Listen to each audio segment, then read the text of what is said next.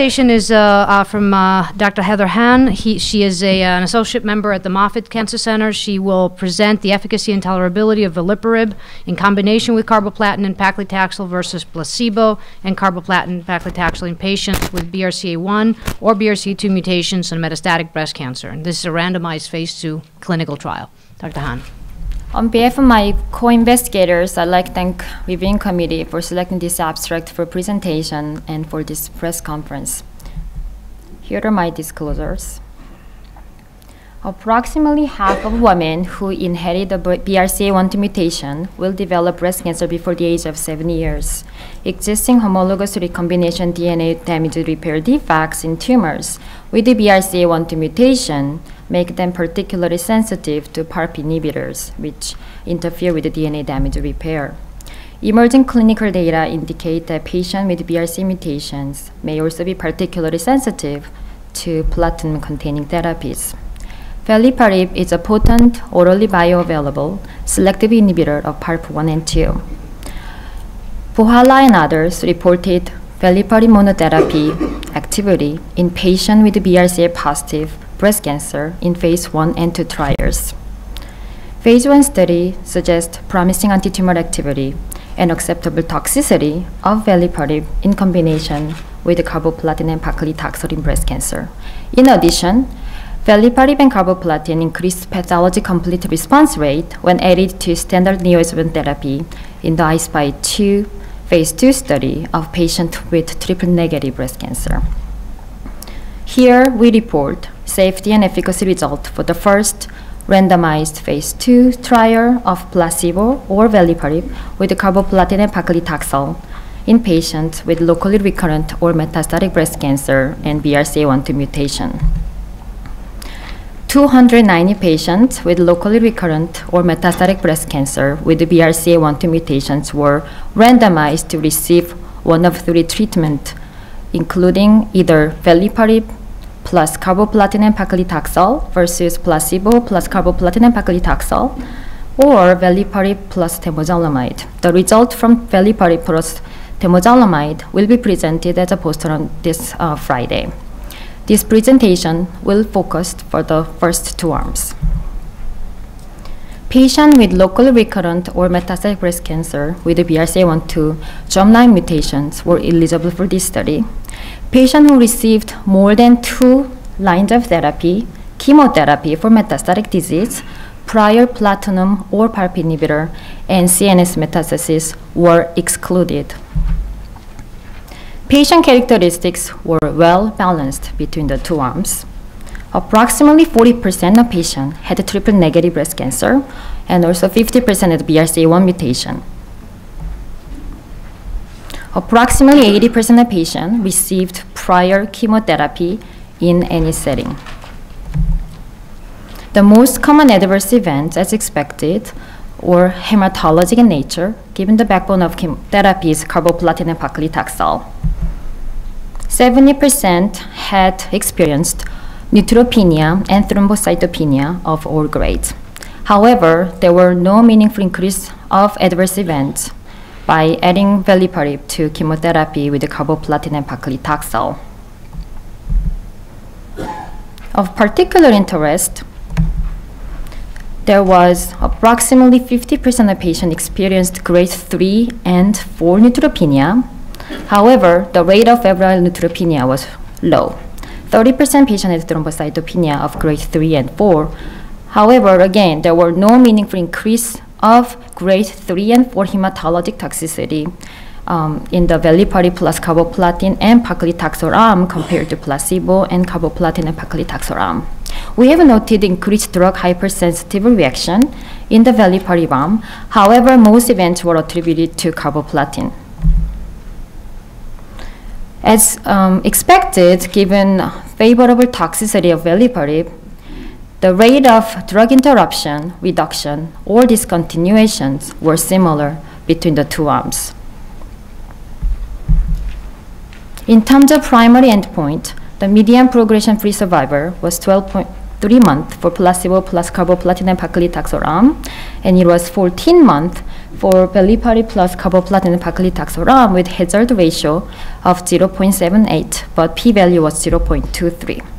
In terms of overall survival, the median overall survival was 25.9 months for placebo plus carboplatin and paclitaxel arm, and 28.3 months for veliparib plus carboplatin and paclitaxel arm with hazard ratio of 0.75, and p-value was 0.15, favoring veliparib plus carboplatin and paclitaxel arm. However, overall survival data is not mature at this time of analysis. In terms of tumor response, it was assessed for patients with measurable disease, which was approximately 80% of patients who participated of this study. Both arms resulted in overall very high response rate, as you can see. Patients on veliparib plus carboplatin and paclitaxel had an overall response rate of 77.8% and 61.3% for patients who were on placebo plus carboplatin and paclitaxel, which was statistically significant with a p-value of 0.027.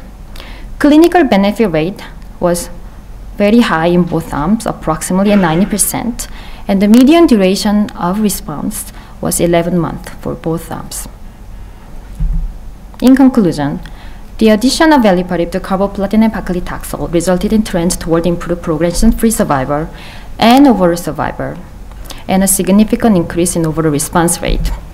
The safety profile of veliparib plus carboplatin and paclitaxel was comparable to placebo plus carboplatin and paclitaxel.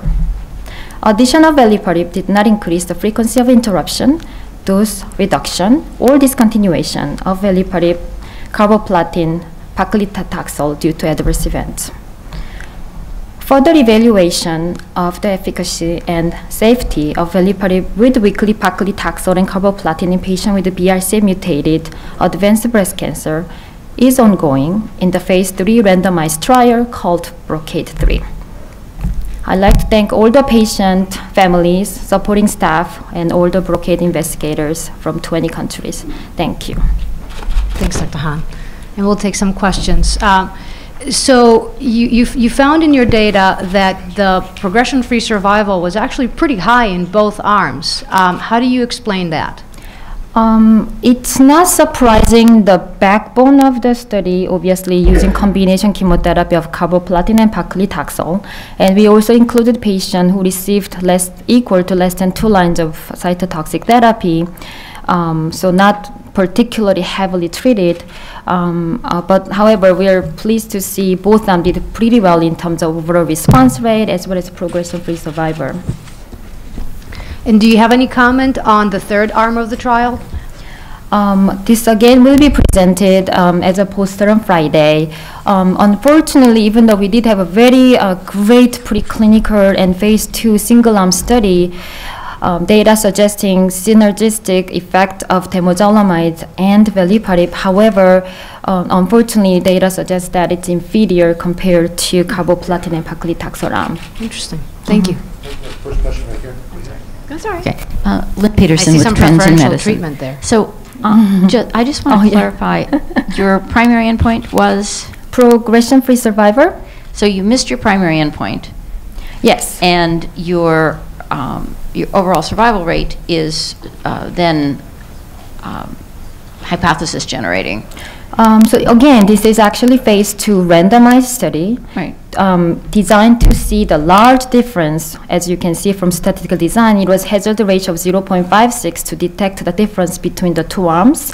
But again, this support the role of combination of veliparib to the chemotherapy, but will obviously get definitive answers from large ongoing phase 3 trials. But we are very excited and encouraged with this result, suggesting that tolerability and promising early efficacy data. I'm sorry, but I'm not sure I understand where the excitement is to even move this to phase 3. Because this is a phase 2 randomized study. That this is obviously to the signals, early signals, how we will move forward for phase 3. And this was designed and powered to see the large, dramatic improvement of progression-free survival of hazard ratio of almost 0.5. So we did not meet the primary endpoint in that regards. However, the trend toward improved progression-free survival and overall survival is definitely encouraging, and with larger sample size designed to see the difference definitely will give us the answer. I think your point is very valid, but just to remind you that a few years ago, we never used to do randomized phase 2 clinical trials. We used to do phase 1 trials that were dose-finding, phase 2 trials that were just giving us a hint of efficacy, and then large phase 3 trials that were the definitive trials. Now we've kind of moved to those randomized phase 2 trials, but that should not deter us from pursuing a potentially interesting medication. Now, you saw some of the data with the response rate, and we don't talk too much about response rate, but if you are a patient and you have symptoms because you have lung metastases and you're coughing, and all of a sudden I give you a combination that produces a response, and that cough goes away, your quality of life all of a sudden improves significantly. And so this response rate, although we, when we evaluate drugs, don't look at it anymore, and the FDA doesn't look at it as much, is extremely clinically meaningful for our patients that are symptomatic, and most of these metastatic patients are symptomatic. So I think this is a good combination, but again, the caution is we have to have a phase 3 trial to see whether it works or not.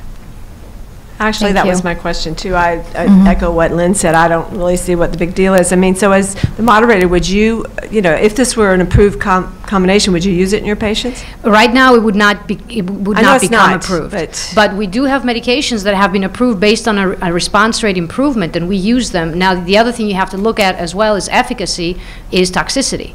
And as you're seeing here, you're not really increasing toxicity, but for you are increasing costs, though.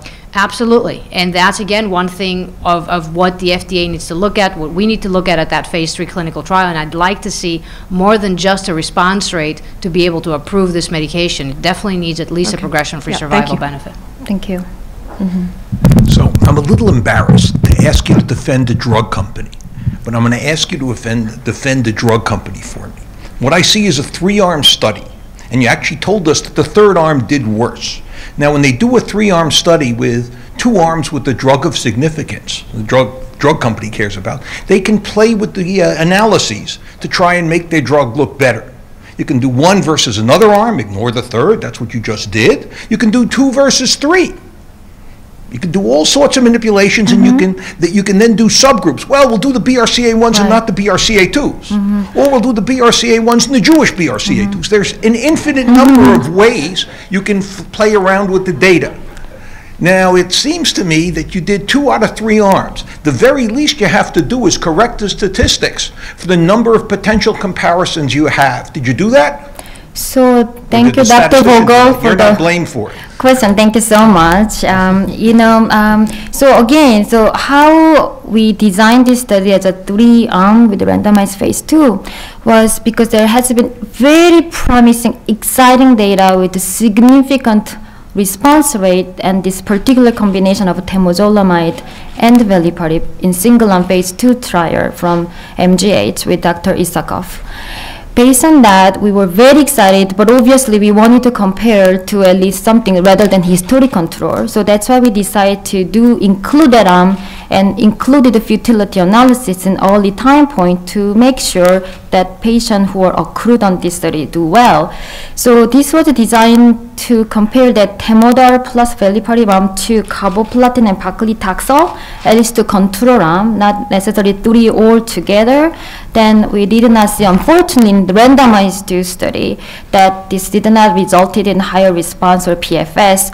Therefore, phase 3 trial actually only comparing 2-arm carboplatin paclitaxel versus veliparib plus carboplatin paclitaxel without the 3rd arm, because this phase 2 randomized study gave us an answer that we were looking for. So this again is the value of randomized phase 2 study, why we are conducting these things compared to single-arm study that we used to do. But thank you again for the question. And I can tell you the study went through a lot of permutations before they settled on those 3 arms, so they were thinking about it for a very long time. They were thinking how they could spin the data. Thank you very much, Dr. Hahn. This is going to conclude our press conference.